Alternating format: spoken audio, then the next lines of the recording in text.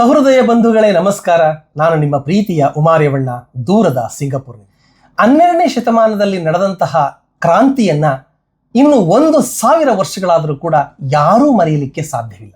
ಇಂಥದ್ದೊಂದು ವಚನ ವಿಪ್ಲವ ಕ್ರಾಂತಿ ಕನ್ನಡ ನಾಡಿನಲ್ಲಿ ನಡೆದಿದೆ ಅಂತ ಹೇಳೋಕೆ ಪ್ರತಿಯೊಬ್ಬ ಕನ್ನಡಿಗನು ಕೂಡ ಹೆಮ್ಮೆ ಪಡಬೇಕು. ಬಸವಣ್ಣನವರ ವ್ಯಕ್ತಿತ್ವ, ಅವರ ಆದರ್ಶಗಳಿಗೆ ಮಾರು ಹೋಗಿ ದೇಶದ ನಾನಾ ಭಾಗಗಳಿಂದ ಅನೇಕ ಶರಣರು, ತುಳಿತಕ್ಕೆ ಒಳಗಾದವರು, ಕೆಳಸ್ತರದ ಜನರು ಕಲ್ಯಾಣಕ್ಕೆ ಬರಲಿಕ್ಕೆ ಆರಂಭ ಮಾಡ್ತಾರೆ. ಕಲ್ಯಾಣಕ್ಕೆ ಬಂದು ಅಲ್ಲಿ ಹೊರವಲಯದಲ್ಲಿ ಬೀಡು ಬಿಟ್ಟು ತಮ್ಮ ಕಾಯಕವನ್ನು ಮಾಡ್ತಾ ಅನುಭವ ಮಂಟಪದ ಎಲ್ಲ ಚಟುವಟಿಕೆಗಳಲ್ಲಿ ಭಾಗಿಯಾಗ್ತಾರೆ. ಹೀಗೆ ಕಲ್ಯಾಣಕ್ಕೆ ಬಂದಂತಹ ಶಿವಶರಣರಲ್ಲಿ ನುಲಿಯ ಚಂದಯ್ಯನವರು ಕೂಡ ಒಬ್ಬರು. ಗುರುಲಿಂಗ ಜಂಗಮ ತತ್ವವನ್ನು ಜಗತ್ತಿಗೆ ಪಸರಿಸಿ ನುಡಿದಂತೆ ನಡೆದ ಶ್ರೇಷ್ಠ ವಚನಕಾರ ನುಲಿಯ ಚಂದಯ್ಯನವರು ಬಸವಣ್ಣನ ವಿನೂತನ ವಿಚಾರ ಕ್ರಾಂತಿಗೆ ಮನಸೋತು ಆಕರ್ಷಿತರಾಗಿ ತಮ್ಮ ಊರಾದ ಶಿವಣಿಗೆಯಿಂದ ಕಲ್ಯಾಣಕ್ಕೆ ಬಂದು ಅಲ್ಲಿ ತಮ್ಮ ಕಾಯಕವಾದ ಹಗ್ಗವಸಿಯುವ, ಕಲ್ಯಾಣದ ಸಂತೆಗೆ ಹೋಗಿ ಅದನ್ನು ಮಾಡತಕ್ಕಂಥ ಕಾಯಕವನ್ನು ಮಾಡಿಕೊಂಡು ಅದರಲ್ಲಿ ಬಂದಂತಹ ಧನದಿಂದ ದಾಸೋಹವನ್ನು ಮಾಡಿಕೊಂಡು ವಚನ ರಚನೆಯಲ್ಲಿ ತೊಡಗಿರ್ತಾರೆ. ಇವರು ಚಂದೇಶ್ವರಲಿಂಗ ಎನ್ನುವ ಅಂಕಿತ ನಾಮವನ್ನು ಇಟ್ಟುಕೊಂಡು ಈವರೆವಿಗೆ 48 ವಚನಗಳು ಉಪಲಬ್ಧವಾಗಿವೆ. ಪುರಾಣ ಕಾವ್ಯಗಳಲ್ಲಿ ಶಿವತತ್ವ ಚಿಂತಾಮಣಿ, ಶೂನ್ಯ ಸಂಪಾದನೆ, ಬಸವ ಪುರಾಣ ಹೀಗೆ ಅನೇಕ ಗ್ರಂಥಗಳಲ್ಲಿ ನುಲಿಯ ಚಂದಯ್ಯನವರ ಬಗ್ಗೆ ವಿಸ್ತಾರವಾದ ಕಥೆಗಳನ್ನೇ ನಾವು ನೋಡಬಹುದು. ರಾಘವಾಂಕನ ಕಾವ್ಯದಲ್ಲೂ ಕೂಡ ಸೂಚ್ಯವಾಗಿ ಚಂದಯ್ಯನವರ ಬಗ್ಗೆ ಪ್ರಸ್ತಾಪ ಇದೆ. ಇವರ ಬಗ್ಗೆ ಒಂದು ಪೌರಾಣಿಕ ಕಥೆ ಎಲ್ಲರ ಜನಮಾನಸದಲ್ಲಿ ಈಗಲೂ ಕೂಡ ಹಾಸುವಕ್ಕಾಗಿ ಉಳ್ಕೊಂಡಿದೆ. ನುಲಿಯ ಚಂದಯ್ಯನವರು ಒಮ್ಮೆ ಕೆರೆಯ ಹಿನ್ನೀರಿನ ದಡದಲ್ಲಿ ಸೊಂಪಾಗಿ ಬೆಳೆದಿದ್ದಂತಹ ಒಡಕೆ ಹುಲ್ಲನ್ನು ಕುಯ್ಯುವಂತಹ ಸಂದರ್ಭದಲ್ಲಿ ಆಕಸ್ಮಿಕವಾಗಿ ಅವರ ಕೊರಳಲ್ಲಿ ಇದ್ದಂತಹ ಇಷ್ಟಲಿಂಗ ಜಾರಿ ನೀರಿನಲ್ಲಿ ಬಿದ್ದೋಗುತ್ತೆ. ಕಾಯಕಕ್ಕೆ ಹೆಚ್ಚು ಪ್ರಾಧಾನ್ಯತೆಯನ್ನು ಕೊಟ್ಟಂತಹ ಶಿವಶರಣರು ಇದನ್ನ ಅರಿಯದೆ, ಇದನ್ನ ಗಮನಿಸದೆ ತಮ್ಮ ಕಾಯಕದಲ್ಲಿ ನಿರತರಾಗಿರ್ತಾರೆ. ಕಾಯಕದಲ್ಲಿ ನಿರತನಾದಡೆ ಗುರುದರ್ಶನವಾದರೂ ಮರೆಯಬೇಕು, ಲಿಂಗ ಪೂಜೆಯಾದರೂ ಮರೆಯಬೇಕು, ಜಂಗಮ ಮುಂದೆ ನಿಂದಿದ್ದರೂ ಹಂಗ ಹರಿಯಬೇಕು ಎನ್ನುವುದೇ ಶಿವಶರಣರ ನಿಲುವಾದ್ದರಿಂದ ಇದಾವುದನ್ನೂ ಗಮನಿಸದ ನುಲಿಯ ಚಂದಯ್ಯನವರು ತಮಗೆ ಎಷ್ಟು ಬೇಕೋ ಅಷ್ಟು ಹುಲ್ಲನ್ನು ಕುಯ್ಕೊಂಡು ತಲೆ ಮೇಲೆ ಹೊತ್ತುಕೊಂಡು ಹೊರಟು ಬಿಡ್ತಾರೆ. ನೀರಿನಲ್ಲಿ ಮುಳುಗಿದ್ದ ಇಷ್ಟಲಿಂಗ ಪುರುಷ ರೂಪವನ್ನ ತಾಳಿ ಚಂದಯ್ಯನವರನ್ನೇ ಹಿಂಬಾಲಿಸಿ, ನನ್ನನ್ನ ನೀವು ಅಲ್ಲೇ ಬಿಟ್ಬಿಟ್ಟು ಬಂದ್ರಲ್ಲಪ್ಪ, ನಿಮ್ಮ ಕೊರಳಿಗೆ ಏರಿಸ್ಕೊಡಿ ಅಂತ ಕೇಳುತ್ತೆ. ಚಂದಯ್ಯನವರು ಆ ಲಿಂಗವನ್ನು ನೋಡಿ ಹೇಳ್ತಾರೆ, ನನ್ನ ಬಿಟ್ಟು ಮೊದಲು ನೀವು ಯಾಕೆ ಹೋದ್ರಿ, ಮತ್ತೆ ನೀವು ಯಾಕೆ ಈಗ ಬಂದ್ರಿ, ಪುನಃ ಬಂದವರು ನನ್ನ ಬಿಟ್ಟು ನೀವು ವಾಪಸ್ಸು ಹೋಗಲ್ಲ ಅಂತ ಏನು ಗ್ಯಾರಂಟಿ ಅಂತ ಹೇಳ್ತಾ, ನಾನು ಯಾವುದೇ ಕಾರಣಕ್ಕೂ ನಿಮ್ಮನ್ನು ಸೇರಿಸ್ಕೊಳ್ಳೋದಿಲ್ಲ, ಇನ್ನು ಮುಂದೆ ನಾನು ಇಷ್ಟಲಿಂಗದ ಪ್ರಾರ್ಥನೆ ಮಾಡೋದಿಲ್ಲ, ಭಾವಲಿಂಗಕ್ಕೆ ಮಾತ್ರ ನಾನು ಪೂಜೆ ಪ್ರಾರ್ಥನೆಯನ್ನು ಮಾಡ್ತೀನಿ ಅಂತ ಹೇಳಿ ಹೊಂಟ್ಬಿಟ್ರು. ಅಲ್ಲೇ ಇದ್ದಂತಹ ಅನೇಕ ಶಿವಶರಣರನ್ನೆಲ್ಲ ಕೂಗಿ ಕರೆದು, ಚಂದಯ್ಯ ನನ್ನನ್ನು ಬಿಟ್ಟುಬಿಟ್ಟು ಹೋಗ್ತಾ ಇದ್ದಾನೆ, ದಯವಿಟ್ಟು ಅವ್ರಿಗೆ ಹೇಳಿ ನನ್ನನ್ನು ಕೊರಳಿಗೆ ಸೇರಿಸ್ಕೊಳ್ಳೋಕೆ ಹೇಳಿ ಅಂತ ಪರಿಪರಿಯಾಗಿ ಬೇಡಿಕೊಂಡ್ರು ಕೂಡ ಚಂದಯ್ಯನವರು ಇದಕ್ಕೆ ಯಾವ ಸೊಪ್ಪು ಹಾಕೋದಿಲ್ಲ.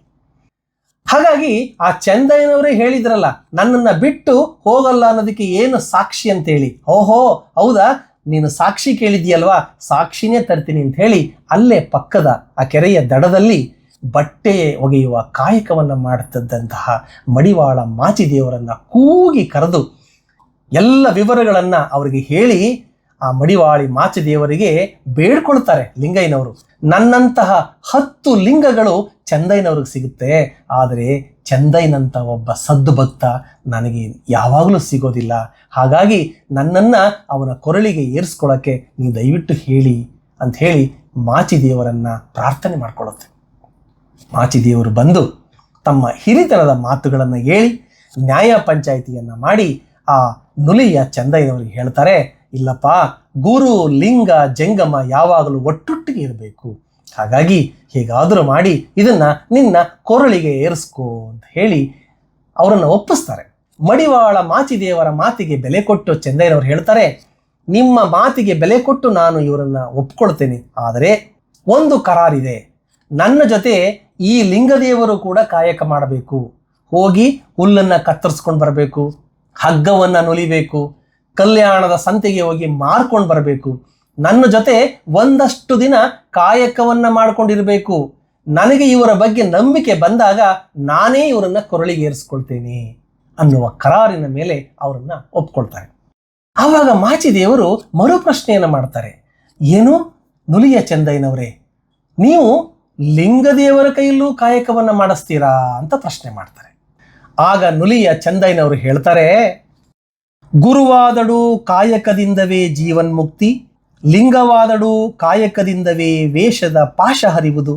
ಗುರುವಾದಡು ಚರಸೇವೆಯ ಮಾಡಬೇಕು, ಲಿಂಗವಾದಡೂ ಚರಸೇವೆಯ ಮಾಡಬೇಕು, ಜಂಗಮವಾದಡೂ ಚರಸೇವೆಯ ಮಾಡಬೇಕು, ಚೆನ್ನ ಬಸವಣ್ಣ ಪ್ರಿಯ ಚಂದೇಶ್ವರ ಲಿಂಗದ ಅರಿವು ಅಂತ ಹೇಳ್ತಾ ನುಲಿಯ ಚೆಂದಯ್ಯನವರು ಹೇಳ್ತಾರೆ, ಗುರುವಾದರೇನು, ಲಿಂಗವಾದರೇನು, ಜಂಗಮವಾದರೇನು, ಭಾವಶುದ್ಧವಾದ ಕಾಯಕವನ್ನ ಮಾಡಲೇಬೇಕು.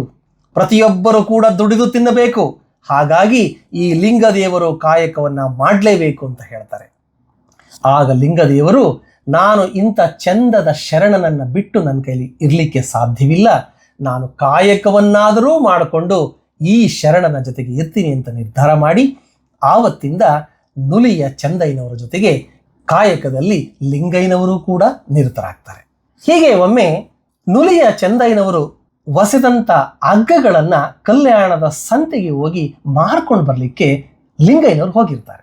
ಅಲ್ಲಿ ಹಗ್ಗಗಳನ್ನ ಮಾರುವಂತಹ ಸಂದರ್ಭದಲ್ಲಿ ಆಕಸ್ಮಿಕವಾಗಿ ಮಾರ್ಗ ಮಧ್ಯದಲ್ಲಿ ಕಾರಣಿಕ ಯೋಗಿ ಯುಗ ಪುರುಷ ಬಸವಣ್ಣನವರು ಹೋಗ್ತಾ ಇರಬೇಕಾದ್ರೆ ಈ ಹಗ್ಗಗಳು ಅವರ ಕಣ್ಣಿಗೆ ಬೀಳುತ್ತೆ. ನೋಡ್ಲಿಕ್ಕೆ ಬಹಳ ಚಂದವಾಗಿದ್ದಂತಹ ಆ ಹಗ್ಗಗಳ ಬೆಲೆ 1 ಅಥವಾ 2 ಹಾಗಗಳು ಮಾತ್ರ ಇರ್ತಿದ್ವು.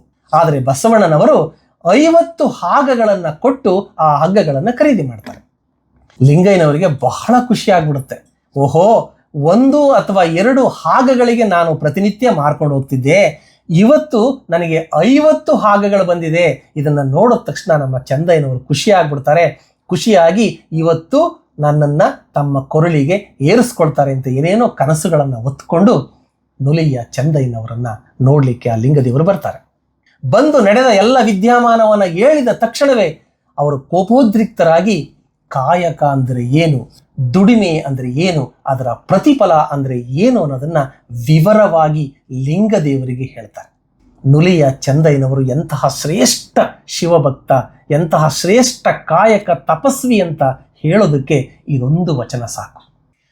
ಕಂದಿಸಿ ಕುಂದಿಸಿ ಬಂಧಿಸಿ ಕಂಡವರ ಬೇಡಿ ತಂದು ಜಂಗಮಕ್ಕೆ ಮಾಡಿದನೆಂಬ ದುಂದುಗ ದೋಗುರ ಲಿಂಗಕ್ಕೆ ನೈವೇದ್ಯ ಸಲ್ಲ. ತನು ಕರಗಿ ಮನ ಬಳಲಿ ಬಂದ ಚರದ ಅನುವರಿತು ಸಂದಿಲ್ಲದೆ ಸಂಶಯವಿಲ್ಲದೆ ಜಂಗಮ ಲಿಂಗಕ್ಕೆ ದಾಸೋಹ ಮಾಡುವುದೇ ಮಾಟ. ಕಾಶಿಯ ಕಾಯಿ ಕಾಡಿನ ಸೊಪ್ಪಾಯಿತ್ತಾದಡು ಕಾಯಕದಿಂದ ಬಂದುದು ಲಿಂಗಾರ್ಪಿತ. ಚನ್ನಬಸವಣ್ಣ ಪ್ರಿಯ ಚಂದೇಶ್ವರ ಲಿಂಗಕ್ಕೆ ನೈವೇದ್ಯ ಸಂದಿತ್ತು. ಎಂತಹ ಒಂದು ಅದ್ಭುತವಾದ ಮಾತುಗಳನ್ನು ಇವರು ಹೇಳಿದ್ದಾರೆ. ಕಾಯಕ ಹೇಗಿರಬೇಕು, ನಮ್ಮ ದುಡಿಮೆಯ ಪ್ರತಿಫಲ ಹೇಗಿರಬೇಕು ಅನ್ನೋದನ್ನ ಬಹಳ ಅದ್ಭುತವಾಗಿ ಈ ವಚನದಲ್ಲಿ ವರ್ಣನೆ ಮಾಡ್ತಾರೆ. ಈ ವಚನದ ಅರ್ಥ ಏನಪ್ಪಾ ಅಂತಂದ್ರೆ, ಕಷ್ಟಪಟ್ಟು ದುಡಿಬೇಕು, ನ್ಯಾಯದ ಮಾರ್ಗದಲ್ಲಿ ಸಂಪಾದನೆ ಮಾಡಬೇಕು, ಅನ್ಯಾಯದಲ್ಲಿ ಅಕ್ರಮ ಮಾರ್ಗದಲ್ಲಿ ಯಾರಿಗೋ ಮೋಸ ಮಾಡಿ ವಂಚನೆ ಮಾಡಿ ಬಂದ ಹಣದಲ್ಲಿ ನಾವು ಪ್ರಸಾದವನ್ನ ಮಾಡಿದ್ರೆ ಅದು ದಾಸೋಹ ಆಗೋದಿಲ್ಲ, ಅದು ಆ ಶಿವನಿಗೆ ನೈವೇದ್ಯ ಆಗೋದಿಲ್ಲ. ಕಾಡಿನ ಸೊಪ್ಪಾದರೂ ಸರಿ, ಅದು ಹೇಗಿರಬೇಕು ಅಂದ್ರೆ ನಮ್ಮ ಸ್ವಂತ ದುಡಿಮೆಯ ಫಲ ಆಗಿರಬೇಕು ಅಂತಕ್ಕಂಥದ್ದನ್ನ ಬಹಳ ಅದ್ಭುತವಾಗಿ ಚೆಂದಯ್ಯನವರು ಆ ಲಿಂಗದೇವರ ಮೂಲಕ ಸಮಸ್ತ ಎಲ್ಲ ಶರಣರಿಗೆ ಅವರು ಹೇಳ್ತಾರೆ. ನುಲಿಯ ಚೆಂದಯ್ಯನವರು ಆ ಲಿಂಗಯ್ಯನವರಿಗೆ ಹೇಳ್ತಾರೆ, ಈ ಒಂದು ಧನವನ್ನ ನೀನು ಎಲ್ಲಿಂದ ಹೆಚ್ಚುವರಿಯಾಗಿ ತಂದಿದ್ದೀಯೋ ಅಲ್ಲಿಗೆ ಅದನ್ನ ನೀನು ಮರಳಿ ಕೊಡಬೇಕು, ಮತ್ತಿನ್ಯಾವತ್ತೂ ಕೂಡ ನನಗೆ ನೀನು ಕಾಣಿಸ್ಕೊಳ್ಬೇಡ, ನನ್ನ ಹೊಸ್ತಲನ್ನ ತುಳಿಬೇಡ ಅಂತ ಹೇಳಿ ಆ ಲಿಂಗದೇವರನ್ನ ಕಳಿಸ್ಕೊಟ್ಬಿಡ್ತಾರೆ. ಲಿಂಗದೇವರಿಗೋ ಇವರನ್ನ ಬಿಟ್ಟು ಇರ್ಲಿಕ್ಕಾಗ್ದೇನೆ ಕೊನೆಗೆ ಈ ವಿಷಯವನ್ನ ಕಲ್ಯಾಣಕ್ಕೆ ತೆಗೆದುಕೊಂಡು ಹೋಗ್ತಾರೆ, ಅನುಭವ ಮಂಟಪಕ್ಕೆ ತೆಗೆದುಕೊಂಡು ಹೋಗ್ತಾರೆ. ಮಹಾಮನೆಯಲ್ಲಿ ಇದರ ಬಗ್ಗೆ ಚರ್ಚೆ ಆಗುತ್ತೆ. ಅಲ್ಲಿ ಅಲ್ಲಮ ಪ್ರಭುಗಳು, ಬಸವಣ್ಣನವರು, ಚನ್ನಬಸವಣ್ಣನವರು, ಹೀಗೆ ಅನೇಕ ಶಿವಶರಣರ ಮಧ್ಯದಲ್ಲಿ ಇದೊಂದು ಸುದೀರ್ಘ ಚರ್ಚೆಯಾಗಿ ಕೊನೆಗೆ ಬಸವಣ್ಣನವರು ಮತ್ತು ಅಲ್ಲಮ ಪ್ರಭುಗಳು ಚೆಂದಯ್ಯನವರ ಮನಸ್ಸನ್ನು ಒಲಿಸ್ತಾರೆ. ಹೀಗೆ ಗುರುಲಿಂಗ ಜಂಗಮ ಅನ್ನೋದು ಯಾವಾಗಲೂ ಕೂಡ ಒಟ್ಟೊಟ್ಟಿಗೆ ಇರಬೇಕು. ಹಾಗಾಗಿ ಈ ಲಿಂಗ ದೇವರನ್ನ ನಿಮ್ಮ ಕೊರಳಿಗೆ ಧರಿಸ್ಕೊಳ್ಳಿ ಅಂತ ಹೇಳಿದಾಗ ಚೆನ್ನ ಬಸವಣ್ಣನವರ ಮೂಲಕ ನುಲಿಯ ಚೆಂದಯ್ಯನವರು ಆ ಲಿಂಗವನ್ನ ಮತ್ತೆ ತಮ್ಮ ಕೊರಳಿಗೆ ಏರಿಸ್ಕೊಂಡ್ರು.